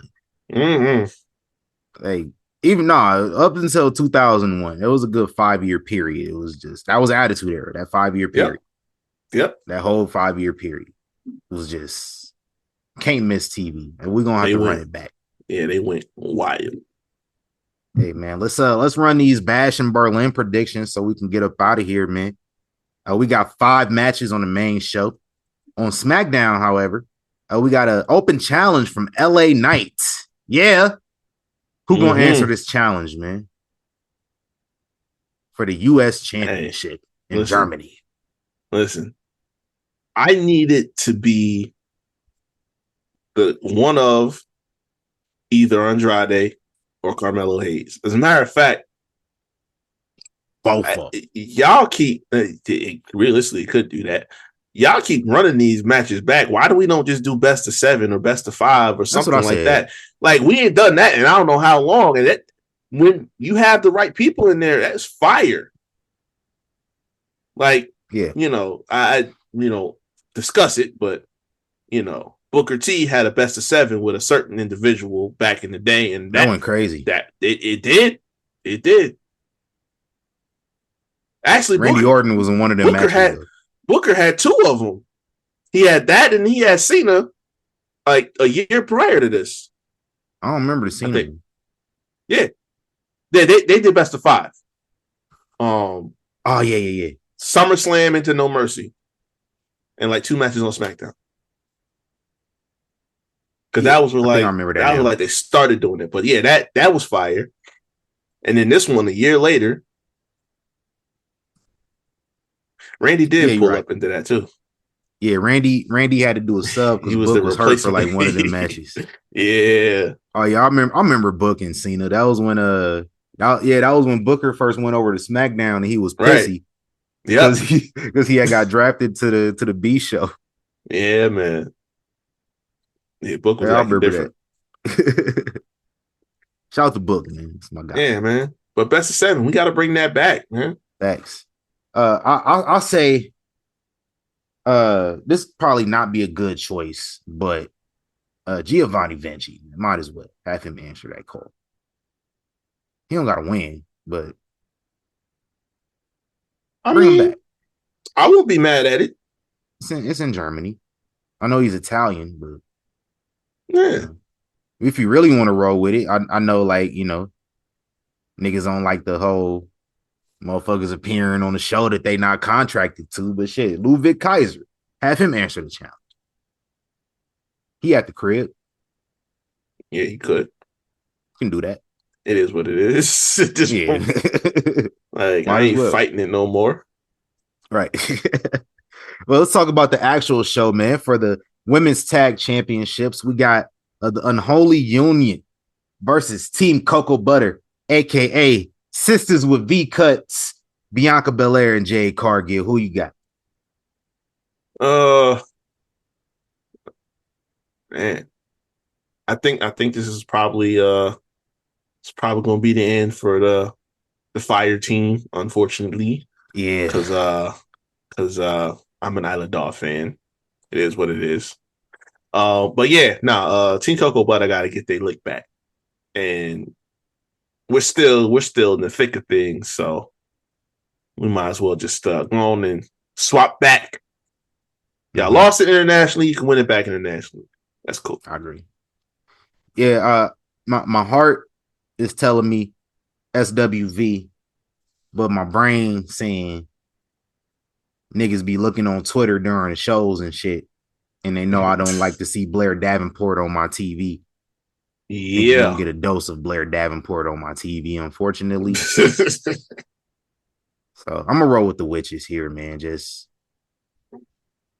that's what I think gonna win. Unfortunately, I like the witches too. I don't like Blair. Yeah, I was gonna say, like, we're fine until you add that into it. You know what I'm saying? This is why I don't like Blair Davenport. She got small teeth. She got no lips. She got no ass. She look musty.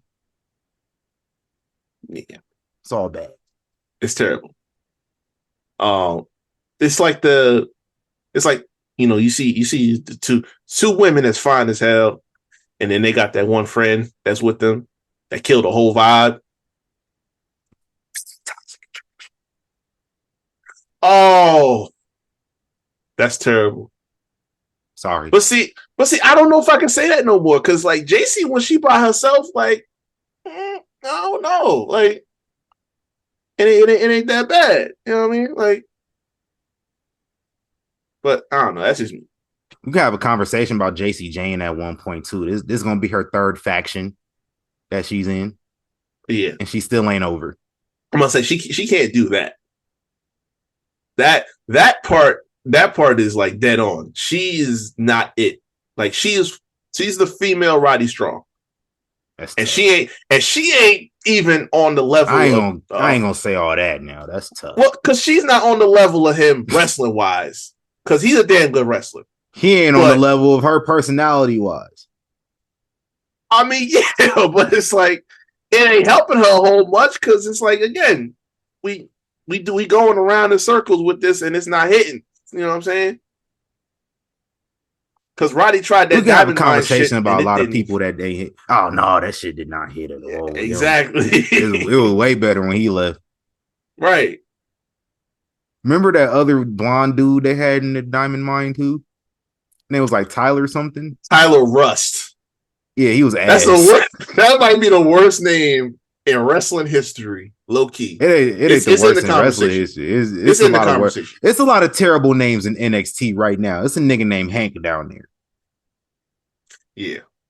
Hank and Tank or something like that. Yeah. Nigga named Hank Walker. There ain't no damn wrestler name. That's You sound like you should That's be a on King of the Hill. motherfucking MLB player, bro. That's a fact. MLB player from the 80s, nigga. That ain't no fucking wrestler name. Yeah, man. That's bad. That's bad as hell. Yeah, anyway. Let's have a conversation about people that don't be hitting one of these days. Oh, yeah. Got to. Got a long list. We just gonna go in one day.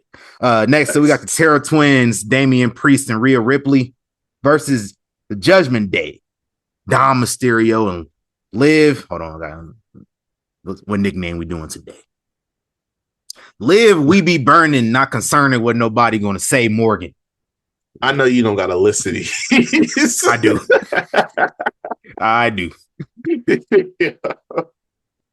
Oh man. I think this is gonna extend out to Bad Blood, so we're gonna have Dom and Liv get the W here. Yeah. Gotta assert some dominance here. No pun intended. Right. Yep. Next up, man, we got some real hate coming to us again. CM Punk versus Drew McIntyre. We need to check the crock pot. Go get the Strap match. Who you got winning this round? This is gonna go to Punk. We'll get the to. rubber match. We'll get the rubber match inside the steel at Bad Blood. Book it. I know y'all listening. You tapped in. Let's get it. Yeah, let's run that. That's easy money right there. Yeah. Come on, man. It ain't ready yet. We're gonna check the crock pot. Let's add. We gotta add a little more. Add a little more garlic powder to that mother real quick. Yes, sir. We'll get back to it in a little bit. Facts.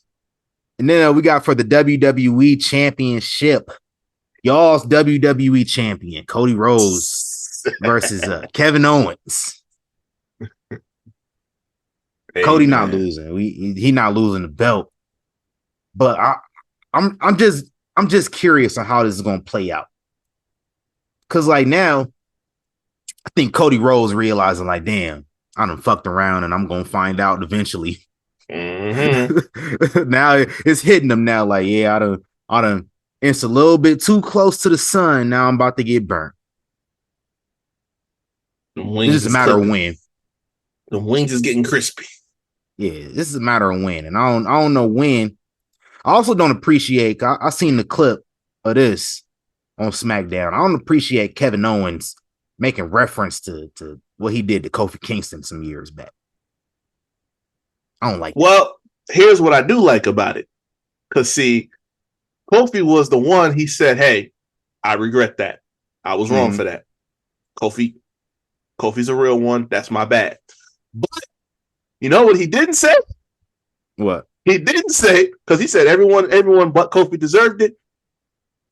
That includes Sami Zayn. So y'all heard it out the horse's mouth. Okay. The one in NXT, the one on SmackDown, he had it coming. Verbatim, that's what he said. There you go. Listen, I can go run the receipts every single time Sami Zayn has had it coming. And y'all wonder why I don't like Brooke. Mm-hmm. Just go check the receipts. He knew. He knew before. See, he knew before we do. He was clairvoyant. He just got to step on it. He knew better than anybody else. That's his homie. Exactly. It is what it is, B. And then this is probably going to be the main event. World Heavyweight Champion Gunther versus Randall Keith Orton for the World Heavyweight title. Who winning this? Gunther not losing. Nah, ain't no way. There ain't no way. Even if like they wanted to do something short, it wouldn't make sense here. Like all they're doing is putting a pin, a bow and ribbon on the whole thing about King of the Ring, where his shoulders wasn't all the way down. They just wanted to put a definitive ending on it. So it's gonna slap. It's gonna hit. Probably better than the King of the Ring match. But now we gotta give a definitive win to Big Goon here in Germany, in his house. Mm-hmm. He ain't even German. Nigga Austrian. That's funny true. part. That's true. How you cosplaying another country, my nigga? I mean, it's kind of been the same thing with Arnold too. They be They be acting like Arnold Griffin. They do. Arnold definitely from Austria. Mm-hmm. Man, shout out to Arnold. He was at my job a couple years ago. Had all the police escorts. Hey, I Nigga was had I three was police officers with him, bro. crazy. I was reminded that he was the governor of California, and I'm like, damn. Yeah, Now unfortunately. I really am old as hell because that was so damn long ago. Nigga killed Tukey, man.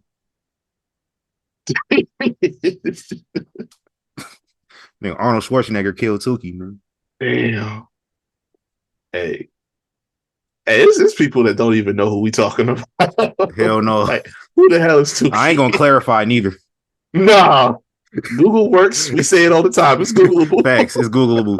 If you don't know, then you don't know. If you know, you know. Facts. Shout out to Tukey, man. I ain't gonna give him too much shout outs like that, but yeah. Yeah, no. He just, Shout out for namesake. some reasons. Yeah. Yeah. not You on the for West them Coast? reasons. You on the West Coast. It's a fair shout out. Yeah. Shout out to Tukey. Yeah. Hey, man, we at the end of our show. We've been here for a while. A little too long. But we here, man. You know how that go. Got a lot of shows to discuss. Talked about Yes, AEW sir. for 40-some minutes. That's some bullshit. The hell we do that for? Hey, sometimes they do all right. Sometimes. Yeah, man. Bryan Danielson won the belt today, man. We could talk about it. Yeah. What I'm saying? That was the like, right choice to make. I just went off on the cokehead, but sometimes he makes right decisions. Just stop talking to the media and stop talking to him. Yeah. Shout out to Bryan Danielson. Shout out to first person I thought of, man, Connor the Crusher, bro. Oh man. Connor the Damn. Crusher would have been starting his freshman year of college tomorrow. So that's a nice little thing for Bryan to win the belt. Yeah. You know, shout out to Connor the Crusher. I think he would have been a mean wrestler if he would have. I don't know what to say. His name is right there. It is, man. Would have crushed niggas. And actually also relative to Connor the Crusher in a way. Fuck cancer. Shout out to my high school, my former middle school / high school principal. She was my principal both levels. Kara Riggs, man. His prayers up to her as well. Fuck cancer. Yes, sir. Where we at, man? Gonna plug our socials and get up out of here. Hey, At that time. we're gonna do our best. y'all can find me everywhere. I'm all Instagram, talked Twitter. out. I have nothing else. All right. Y'all can find me everywhere. Instagram, Twitter at WreakHavoc24. You can check out the Havoc Hour, where I talk sports and entertainment on all streaming platforms where you find Young Kings Wrestling, Anchor X, Spotify, Google Podcast. Video version is up on YouTube. All the content is out now. My schedule's going crazy, so I know I'm gonna try to get this out, but nigga be working from sun up to sundown. So it's man. It's gonna be tough to try and tie this up to make some shit happen. Like they was about to have me working today. I'm like, This is how you work. What is it? You get days off? yeah, this is it. I'm back in tomorrow. You can work 6 days a week. You just started. Bro. That's crazy. Yeah, they wilding out here, bro. Y'all tripping. I know the benefits is probably solid though. Oh yeah. They gonna go crazy. Yeah. Mom's benefits, right? That's all good. Checks Hey, man. crazy too. Shit. Hey, listen. Hey, I'm the thespian TC Fontaine, aka TCF Baby. Please say the baby. Follow me if you want to. Instagram tc.fontaine. Check out my photography, foyflix.com. Young Kings Wrestling everywhere at YK Wrestling. Even the YouTube is at YK Wrestling. Go to ykwrestling.com. Go ahead, get you some merchandise. It's starting to get cold out, man. So might want to see about some hats or something, man. There was a couple days this week that was in the 50s. That's some bullshit. Hey, that's crazy. Listen, dog. It's August, but it ain't been that hot for Vegas. Like, and I'm getting creeped out. Cause like it's been decent. It ain't been no crazy heat wave. Like at night, it's cool, it's windy. It's been windy as hell. for like several weeks now. And that's brought the temperature down. I appreciate it. Like, you remember that bridge we had to walk for SummerSlam? Yeah. I walked that bridge after a Raiders game the other night. Mm-hmm. And like, it was not that bad. Cause I was thinking about we walked that bridge after SummerSlam. It was hot as fuck still, and the sun was down. It damn sure was, man. Mind you, is almost the same. Is when we do SummerSlam 3 years ago? Yeah. 3 years to the damn day. Like the same day. Right. And like the weather was drastically different. The climate change is real, my God. Yeah, it definitely is crazy. Like it's cooler like 3 years to the day after this. And it was so many people still. Like it's crazy, dude. Hey, man. Depends on where you at though, because this time last week I was back already, but last weekend I was out in Texas. That shit was different. Man, listen, I got off the plane. It was 100. Like walking through that little that. They be having that humid stuff though. Yeah, exactly. Like I got off the plane, tunnel going from the plane into the airport. That shit was hot. So I knew I was in trouble when that happened. That's how I was like when I would come back to Vegas in the summer. Like Omaha don't be that hot, but I'll come and get off that plane and go listen. It's crazy, bro. Like, and the ceremony was outside too. You know what I'm saying? Like, because they had it only 30 minutes, but I was watching my watch the whole time. Like, yo, all right, now we black. Hey, you see this? We all outside right now. You know what I'm saying? Hey, my man was sitting there like, yo, the sign is real simple, B. It says wrap it up. Wrap that shit up, B. Yeah, man. That's probably what they're saying about this plug in socials. Wrap this shit up, man. That's okay. They'll be all right. They know us. They know how we get down by now. Yeah, I know. We nearing 2 hours though. We really is too. Yeah. we at about an hour 50 or something right now. Hey, if y'all listen this far, you real ones. Yeah, I appreciate y'all. If y'all listen past the AEW shit, we was talking about that for the literal first half of the episode. Yeah.